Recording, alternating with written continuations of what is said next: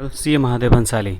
आज मैं आपके लिए लेके आया हूँ जीएसटी से रिलेटेड एक महत्वपूर्ण जानकारी update related to persons not liable to tax register under GST act. तो हम आज बात करेंगे उन लोग के बारे में और वो प्रोविज़न के बारे में जिसमें आपको जीएसटी एक्ट में रजिस्ट्रेशन से छूट मिलती है।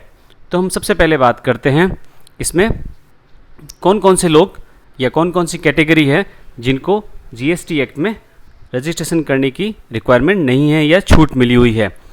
तो हम पहले ही देखते हैं कि सबसे पहली कैटेगरी जो है दोस्तों वो है रिलेटेड, अगर आप कोई ऐसा बिजनेस कर रहे हैं फॉर गुड्स और सर्विसेज जो कि एक्सक्लूसिवली टैक्स के लिए लायबल नहीं है या तो जीएसटी में या उनको होली एग्जम्प्ट है, यानी कि उसमें उनको छूट मिली हुई है। तो अगर आप ऐसी किसी भी गुड्स या सर्विसेज का बिजनेस में इन्वॉल्व हैं तो वो बिज़नेस के लिए आपको रजिस्ट्रेशन करने की रिक्वायरमेंट नहीं है, यानी कि छूट मिलती है आपको।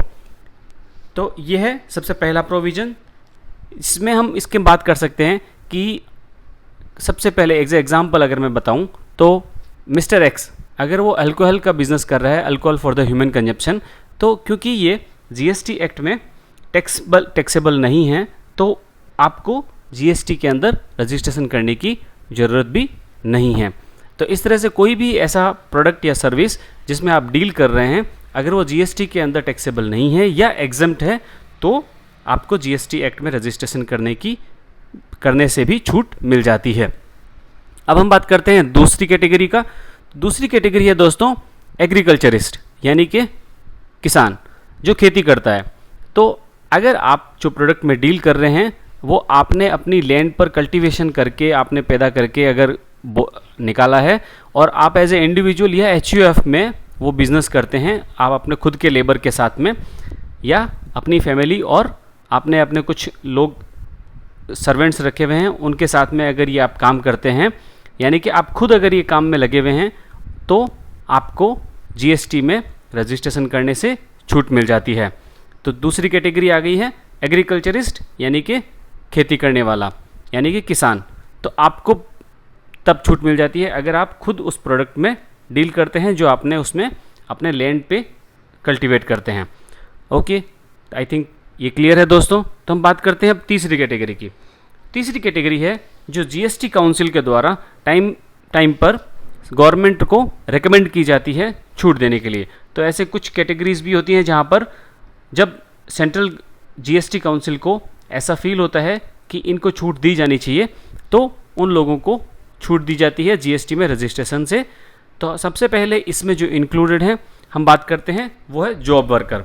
तो जॉब वर्कर यानी कि अगर आप किसी और के लिए काम करते हैं as a process in between manufacturing में तो आपको रजिस्ट्रेशन करने की ज़रूरत नहीं है अगर आप डायरेक्टली सेल नहीं करते हैं, यानी कि अगर आप जॉब वर्क का काम करते हैं केवल तो आपको रजिस्ट्रेशन से छूट मिलती है। लेकिन इस कैटेगरी में एक एक्सेप्शन डाला हुआ है, वो है कि अगर आप ज्वेलरी का काम कर रहे हैं या गोल्ड स्मिथ हैं तो आपको ये छूट नहीं है। ठीक है। दूसरी जो चीज़ है इसमें वो इंक्लूड है अगर आप टैक्सेबल सर्विसेज की सप्लाई करते हैं, इंटरस्टेट सप्लाई करते हैं, लेकिन आपका टर्नओवर 20 लाख या 10 लाख जो कि स्पेसिफाइड स्टेट्स के लिए है उससे अगर कम होता है तो जीएसटी के सेक्शन अंडर 23(2) में आपको रजिस्ट्रेशन करने से छूट मिल जाती है। ओके, उसके बाद हम बात करते हैं अगर आप जो सर्विस या प्रोडक्ट कैटेगरी आप डील कर रहे हैं वो रिवर्स चार्ज मैकेनिज्म में टैक्सेबल है।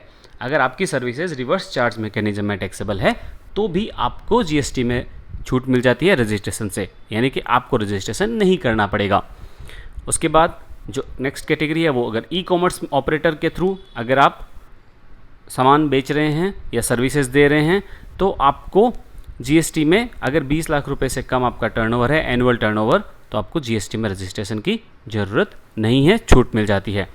उसके बाद में नेक्स्ट कैटेगरी है अगर आप हैंडीक्राफ्ट का बिज़नेस करते हैं तो भी आपको उसमें एग्जम्पशन मिलेगा रजिस्ट्रेशन के लिए, लेकिन उसके एक कंडीशन है कि अगर आपको 50,000 से भी कम भाई अगर आपका प्रोडक्ट है, फिर भी आपको ई वे बिल जनरेट करना पड़ेगा। और ई वे बिल आप जनरेट कर सकते हैं अपना income tax pan number use करके। यानी कि आपको जीएसटी में रजिस्ट्रेशन की रिक्वायरमेंट नहीं है, लेकिन आपको ई वे बिल अप्लाई होगा। ठीक है। उसके बाद जो कैटेगरी है सेंट्रल गवर्नमेंट जीएसटी काउंसिल की तरफ से सजेस्टेड, उसमें है अगर आप एक्सक्लूसिवली सप्लाई ऑफ गुड्स में डील कर रहे हैं और आपका फाइनेंशियल ईयर में 40 लाख के बिलो टर्नओवर है, तो भी आपको रजिस्ट्रेशन की रिक्वायरमेंट नहीं है, यानी कि आपको छूट दी गई है। उसके बाद में एक और कैटेगरी है, यानी कि अगर आप 20 लाख या 10 लाख से कम है आपका टर्नओवर, लेकिन अगर आप रिवर्स चार्ज में अगर आप डील कर रहे हैं, यानी कि आप कोई ऐसी सर्विसेज ले रहे हैं जो कि रिवर्स चार्ज के अंदर मैकेनिज़्म के अंदर लायबल है, टैक्सेबल है, तो आपको इवन दो छूट है, लेकिन फिर भी आपको रजिस्ट्रेशन करना पड़ेगा। यानी कि हमें ये समझना पड़ेगा कि अगर आप डील कर रहे हैं ऐसी किसी सर्विसेज में, यानी कि आपको सर्विसेज अवेल कर रहे हैं जो कि रिवर्स चार्ज मैकेनिज़्म में टैक्सेबल है, तो आपका इवन दो टर्नओवर 20 लाख या 10 लाख से कम है, या आप एग्जम्प्ट सर्विसेज में भी डील कर रहे हैं, फिर भी आपको रजिस्ट्रेशन करना पड़ेगा। ये एक्सेप्शन है बाकी 4 कैटेगरीज में।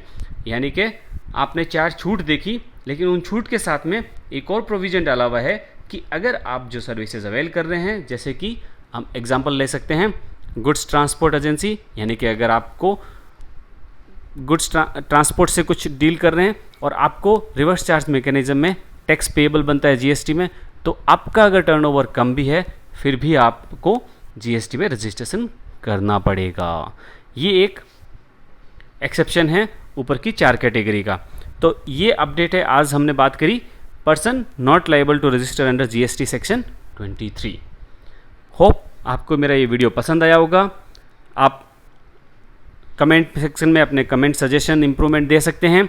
और अगर कोई भी क्वेरी या क्वेश्चन है आपको इनकम टैक्स से रिलेटेड, जीएसटी से रिलेटेड, तो आप मेरे फ़ोन नंबर या मेल आईडी पे संपर्क कर सकते हैं। मैं आपके को आंसर देने के लिए कोशिश करूँगा। Thank you very much for your support.